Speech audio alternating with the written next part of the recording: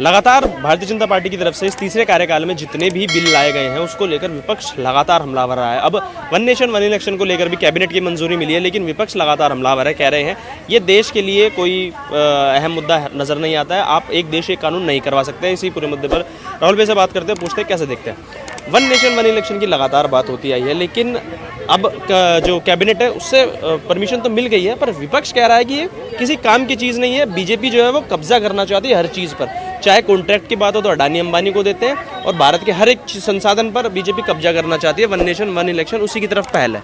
देखिए, पहले मुझे लगता था कि सैम पित्रोदा जो इनके खास अंकल हैं वो कहते थे राहुल गांधी समझदार हो गए हैं, अब वो पप्पू नहीं रहे। लेकिन मुझे लगता है कि शायद कुछ मेहनत करे तो इनका विकास थोड़ा बहुत हो सकता है राजनीति के अंदर। जिस तरीके से चाहे वक्फ बोर्ड आया उसका विरोध किया गया, वन नेशन वन इलेक्शन का आया उसका विरोध ये कर रहे हैं, ठीक है। जितने भी बिल आते हैं इन्होंने विरोध करना, अग्निवीर आया उसका विरोध इन्होंने किया, ठीक है जी। CA NRC आया उसका विरोध इन्होंने किया। तो मैं तो ये कहता हूँ भारत की जनता जागेगी कब? एक चीज बताइए, जिसके परिवार से 3 प्रधानमंत्री रहे हो और एक अलग से सिख समुदाय से प्रधानमंत्री इन्होंने बनाया हो, उसके बाद भी इन लोगों ने पावरफुल किसको बनाया? वक्फ बोर्ड को सारी शक्तियां दी। 1995 के बाद जिस तेजी से वक्फ बोर्ड ने कब्जा किया जमीनों के ऊपर, उतनी तेजी 1947 से 1995 तक नहीं किया। उसके बाद भी नहीं जाग रहे। अग्निवीर आया, विरोध कर दो। वक्फ बोर्ड आया, विरोध कर दो। धारा 370 हट रही है, विरोध कर दो, ठीक है। NRC CA आ रहा है, विरोध कर दो। मतलब टोटली मतलब इन्होंने कसम खा रखी है कि भारत का विकास हो रहा है नहीं हो रहा हमें मतलब नहीं है।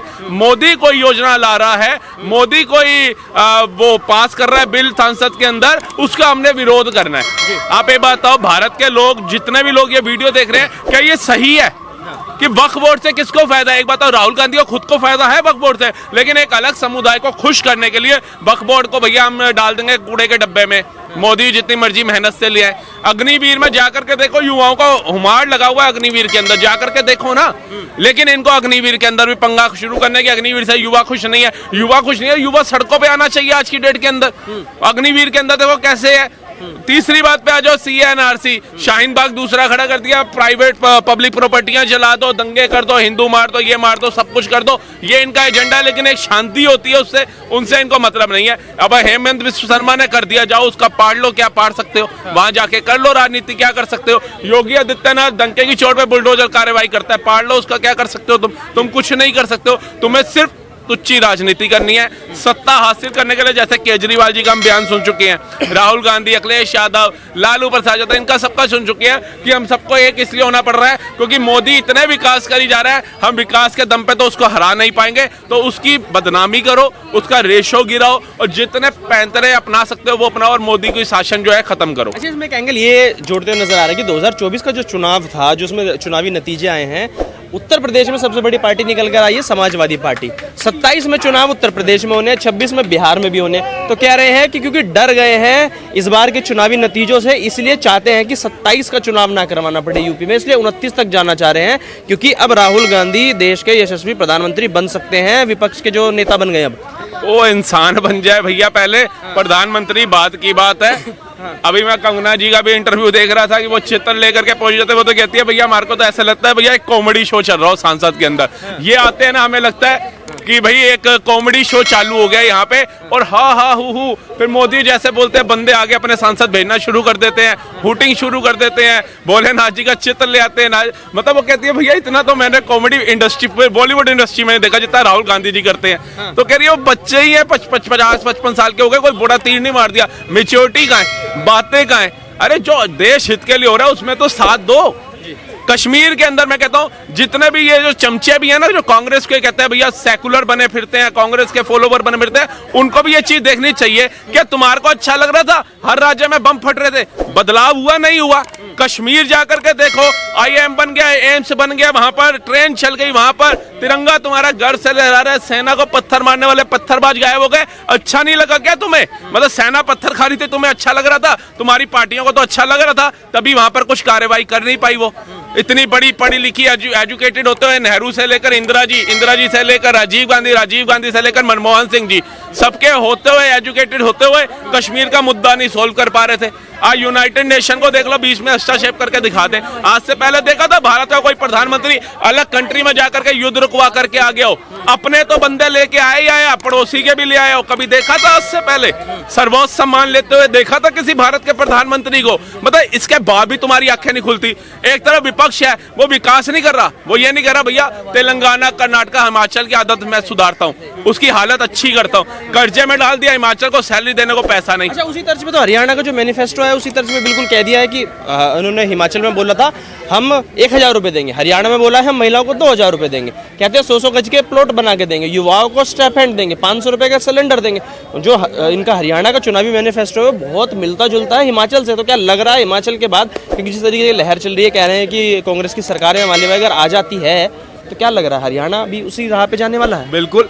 आप पास उठा करके देखो, तेलंगाना इनकी सरकार, कर्नाटका इनकी सरकार, हिमाचल इनकी सरकार, 3 राज्यों में इनकी सरकार है कांग्रेस की। तीनों का बंटा धार है, कहीं सैलरी देने को पैसा नहीं है, कहीं पे विकास करने को पैसा नहीं है, कहीं पे जो इन्होंने वादे किए थे वो निभाने का इनके पास पैसा नहीं है। तब तराई मची हुई है तीनों राज्यों के अंदर। मतलब हिमाचल के तो सीएम को आके बोलना पड़ा हम अपने मंत्रियों की 2-2 महीने की सैलरी रोकेंगे क्योंकि जो वहां के एम्प्लॉइज हैं उनको सैलरी देनी है, तो इससे डूब के मर जाओ। और हरियाणा के हमारे भाई इतनी मुश्किल से हरियाणा ऊपर उठा, ये गुरुग्राम बना एनसीआर से लगता हुआ, कहाँ इंडस्ट्रियां पहुंच गई। जाकर के देखो विदेश की बड़ी से बड़ी इंडस्ट्रियां, बड़ी से बड़ी कंपनियां आकर के यहाँ पर इन्वेस्ट किए। अब ये जो है इनकी आंखों में कूद रहा है कि भैया 10 साल हो गए मोदी सरकार, वहां कैसे है, हम तो खा ही ना पा रहे, हम कैसे खाएंगे।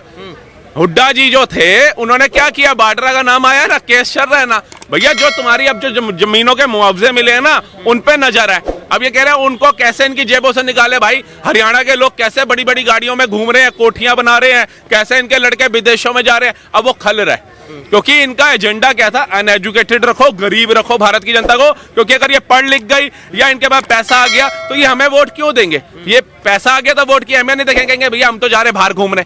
और अगर पढ़ लिख गए तो इनको अपने हक पता चल जाएंगे कि हमें अपने हक की लड़ाई कैसे लड़नी है, कौन हमारे फेवर में बात कर रहा है, कौन नॉन फेवर में बात कर रहा है। इनकी हवा वहां से टाइट हो गई। अब ये एजेंडे चला रहे हैं, सिलेंडर 500 का दे दूंगा, ये 1000 पे यहाँ की जगह 2000 दे दूंगा। अरे जहां तुम्हारी सरकार है उधर तो दे दो भैया, 8500 टकाटक दूंगा। दिए क्यों नहीं भैया? उल्टा तुम्हारे ही जो हिमाचल के मंत्री थे उनकी पोटली बांध दी। और कहावत एक चीज बताऊं, पोटली बांध दी, ये वही बात हो गई, गर्लफ्रेंड ने मिलने बुलाया था और राखी बांध दी। 8500 टकाटक दूंगा, दिया वो नहीं, उल्टा कर्जे में डाल दिया। जो सैलरी आनी थी वो भी छीन ली, जो मेरा पैसा आना था हक का, मेरी मेहनत का, वो भी खा गई है। तो इनसे उम्मीद क्या लगाओगे आप?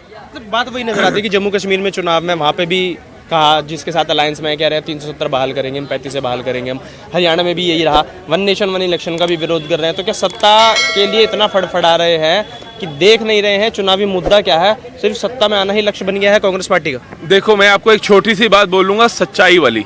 भारत के अंदर ना जिस दिन लोग अपने वोट की कीमत समझेंगे ना, इन जैसे दलालों को, इन जैसे जो एजेंडा धारी है ना, जो भारत को खत्म करने की कगार पे, जिन्होंने भारत के टुकड़े ही करे हैं सारी जिंदगी, जिन्होंने भारत को समर्थ नहीं किया कभी भी, उनको लात मारने का काम जनता करती है। लेकिन जनता समझेगा। मैं आपको छोटा सा उदाहरण देता हूँ, धीरेन्द्र शास्त्री जी जो है कथावाचक है। आप इनको किसी यूपी के कस्बे से, गांव से या क्षेत्र से इलेक्शन लड़ा दो, किसी का बाप आ जाए इनको हरा नहीं सकता। अब उनको राजनीति का ज्ञान नहीं है, उनको शास्त्र का, शस्त्र का ज्ञान है। लेकिन इनका एजेंडा क्या है भैया, कोई भी आ गया, यादव आ गया, उसको वोट दे दो, चाहे यार राजनीति का ज्ञान है नहीं है। अब अयोध्या में जिसको वोट दे करके इन्होंने जिताया, जिसको अवधेश बोल दिया इन्होंने, उनकी शक्ल, उनकी उम्र, उनका तजुर्बा देख लो, या उनकी सेहत अलाउड करती है एक सांसद बनना? क्या भाग दौड़ कर सकते हैं ये? जो बंदा श्री राम का नाम नहीं ले सकता, श्री राम की जन्मभूमि से जीत करके, उस पे आप क्या विश्वास जताओगे कि आपके क्षेत्र का वो विकास करेगा? जब 12 साल की बच्ची का बलात्कार हो जाता है, वो एक दादा समान, पर दादा समान की उम्र का व्यक्ति, नातियां पोतियां खिलाने वाला व्यक्ति, उससे वो 12 साल की बच्ची का दुख नहीं दिख रहा, वो क्या विकास करेगा अयोध्या का? आपने कह दिया भैया जमीनें ले ली, मुआवजा नहीं दिया। आपने कह दिया भैया ये सड़क चौड़ी हो गई, हमारी दुकान पीछे हो गई। अरे दुकान आज नहीं पीछे होगी, चलेगी तो सही। जो भक्त अयोध्या आ रहे हैं, ऐसा तो है नहीं कि तुम्हारी दुकान पीछे है तो 6 किलोमीटर पीछे जाकर के सामान खरीदेंगे, प्रसाद खरीदेंगे। उन्होंने आना तुम्हारे पास ही है, होटल में तुम्हारा ही रुकना है। लेकिन तुम सिर्फ इस कारण ऐसे ढोंगियों को वोट दे करके जिता देते हो जो कार से के ऊपर गोलियां चलाते हैं, जो 12 साल की बच्ची पे मौन रहते हैं, जिनके आए दिन दंगे होते थे। जिनमें हिंदू विरोधी नारे लगाए जाते थे, उसके बाद भी तुम्हें शर्म नहीं आ रही? हाँ